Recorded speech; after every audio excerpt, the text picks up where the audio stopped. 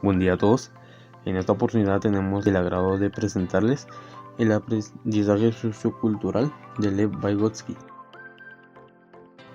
Prácticamente se centra en la importancia del entorno social de los individuos. Podemos referirnos a él como el lenguaje y la colaboración mutua para la adquisición y transmisión de cultura. Asimismo, uno de sus más importantes preceptos es la zona de desarrollo próximo. ¿Qué es la zona de desarrollo próximo? La zona de desarrollo próximo es el proceso de formación, aprendizaje guiado o conocimientos socialmente compartidos. De este también podemos derivar la zona de desarrollo potencial y la zona de desarrollo real. La zona de desarrollo real son las habilidades actuales del estudiante y la zona de desarrollo potencial es el nivel que se puede alcanzar con el apoyo de otro.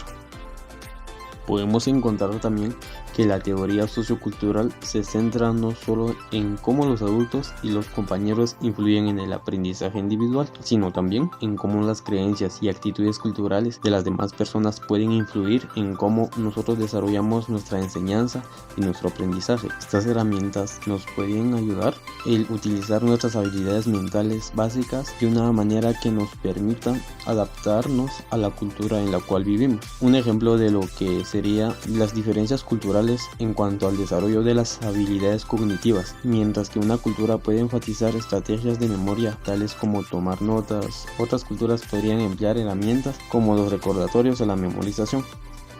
Por lo tanto, cada uno de nosotros genera su propio conocimiento, sus propias reglas y modelos mentales con los que damos sentido y significado a nuestras experiencias y acciones. El aprendizaje, dicho en forma simple, es el proceso de ajustar nuestras estructuras mentales para interpretar y relacionarnos con el ambiente. Desde esta perspectiva, el aprender se convierte en la búsqueda de sentidos y la construcción de significados y no en la memorización de contenidos. Y las ideas principales de la teoría sociocultural de Lev Vygotsky son las siguientes. Consideramos que son las más importantes, que son el conocimiento se basa en un proceso de interacción entre el individuo y el medio en que se desenvuelve. Esa es una. La segunda es el ser humano como un individuo social. La tercera, la potencialidad cognitiva, depende de la interacción social y de la zona de desarrollo próximo del sujeto. Y la cuarta, que es el rol del docente como mediador. Algunas ideas que les podemos dar a ustedes para que apliquen en su docencia serían las siguientes: dejar que nuestros alumnos sean los protagonistas de su propio aprendizaje, rescatar siempre los conocimientos previos al introducir un nuevo tema y promover el trabajo colaborativo. Prácticamente es lo que Lev Vygotsky es lo que nos explica en la teoría que él nos está relatando. Principales representantes: Lev Vygotsky, nacido en 1896 en Orcha, Bielorrusia. Falleció en 1934 en Moscú, Rusia. Conocido como el Mozart de la psicología debido a su muerte a temprana edad. Es el fundador de la teoría del aprendizaje sociocultural en psicología. Su obra en esta disciplina se desarrolló entre los años 1925 y 1934, fecha en la que falleció a los 38 años a causa de una enfermedad infecciosa. Como punto referente a esto, Vygotsky rechaza totalmente los enfoques que reducen la psicología y el aprendizaje a una simple acumulación de reflejos o asociación entre estímulos y respuestas. Según su opinión, el conocimiento no es un objeto que se pasa de un individuo a otro, sino es algo que se construye por medio de operaciones y habilidades cognitivas que se inducen en la interrelación social. Procesos de aprendizaje de la teoría sociocultural. Zonas de aprendizaje. Este aprendizaje infantil empieza mucho antes de que los niños lleguen a la escuela. Por ejemplo, cuando los niños empiezan aritmética en la escuela, tiempo antes ya han tenido experiencia con cantidades, con suma, resta, división. Los niños poseen su propia aritmética preescolar. En el periodo de sus primeras preguntas, el niño va a asimilar los nombres de los distintos objetos de su entorno. El aprendizaje y el desarrollo están interrelacionados desde los primeros días de la vida del niño. Siguiendo con el tema andamiaje. consiste en el apoyo temporal de los adultos, tanto de los maestros, padres, tutores, que proporcionan al pequeño con el objetivo de realizar una tarea hasta que el niño sea capaz de llevarlo a cabo sin ayuda de nadie, es decir, que el niño pueda resolver problemas que enfrenta en la vida por sí solo. Vygotsky dice que los niños tienen conceptos ricos pero los tiene desorganizados, espontáneos y carentes. Quiere decir que el niño escribe o hace las cosas como él sabe o de cómo lo ha aprendido o crea su propia simbología. Por ejemplo, en un salón de clases se enseñan los trazos de los números arábigos. El maestro enseña los trazos correctos. En ese momento él está realizando un andamiaje, da instrucciones para que los niños generen autonomía.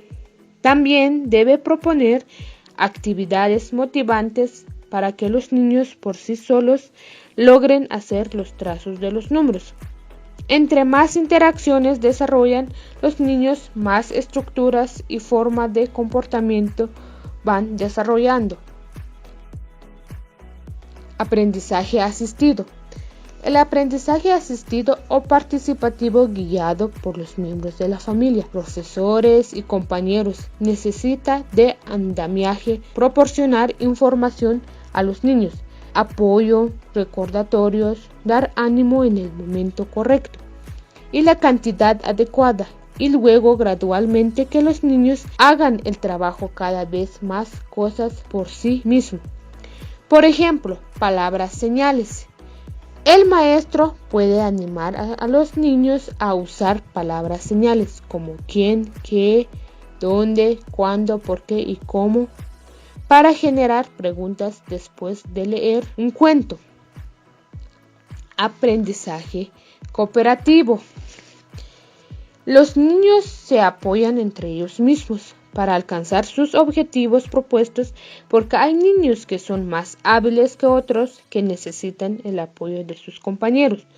El aprendizaje es un proceso donde lo social y lo individual se interrelacionan. Logran desarrollar habilidades con la ayuda de sus compañeros. Los miembros del equipo se apoyan y confían unos en otros para alcanzar una meta propuesta.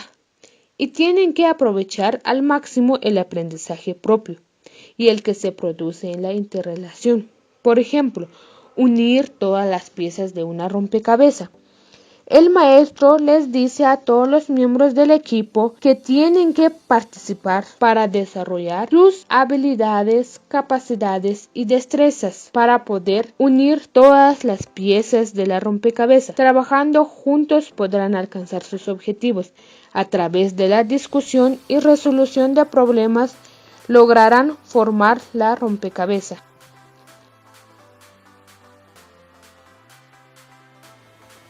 Bueno, continuaremos con las herramientas culturales. Según para Vygotsky, cada cultura posee su propia herramienta técnica y psicológica que se utiliza en los niños por los medios de las interacciones sociales.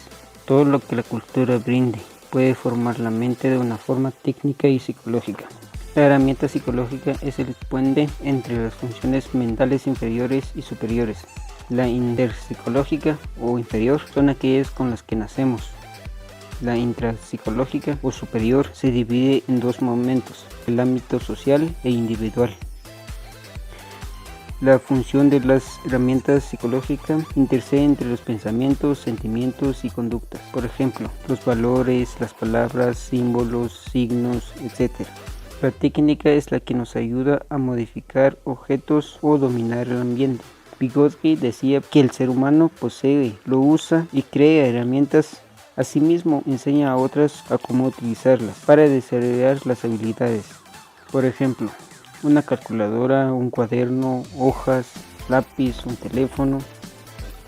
La herramienta más importante para Vygotsky es el lenguaje para comunicarse con los demás y es el principal herramienta para el desarrollo cognitivo. Sirve también para transmitir información hacia los niños y es una adaptación intelectual. Se presenta en 3 etapas. El habla social. El niño utiliza el lenguaje para comunicarse con otras personas. donde el pensamiento y el lenguaje cumplen con las funciones independientes. El habla privada se dirige a sí mismo y tiene una función intelectual que se utiliza para regular su conducta y pensamiento. Por ejemplo, cuando un niño hace una tarea, empieza a hablar solo. El habla interna se usa para la conducta, reflexionar sobre problemas y plantear acciones.